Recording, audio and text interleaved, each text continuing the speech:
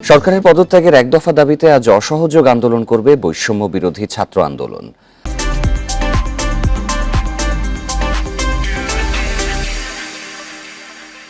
রাজধানী সহ সারা দেশের গুরুত্বপূর্ণ পয়েন্টে বিক্ষোভ ও গণসমাবেশ কর্মসূচি তাদের। শনিবার সামাজিক যোগাযোগ মাধ্যমে এই ঘোষণা দেয়া হয়। সকাল 11টায় কেন্দ্রীয়ভাবে শাহবাগে বিক্ষোভ ও গণসমাবেশ হবে। একই সময় সারা দেশে একযোগে বিক্ষোভের ঘোষণা দেন আন্দোলনকারীরা।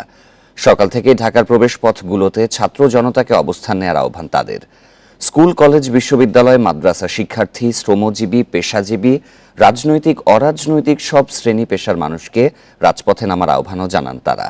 শান্তিপূর্ণ বিক্ষোভ ও গণসমাবেশের পাশাপাশি আঘাত এলে প্রতিহতে সব ধরনের প্রতিশ্রুতিরও নির্দেশনা দেন আন্দোলনকারীরা।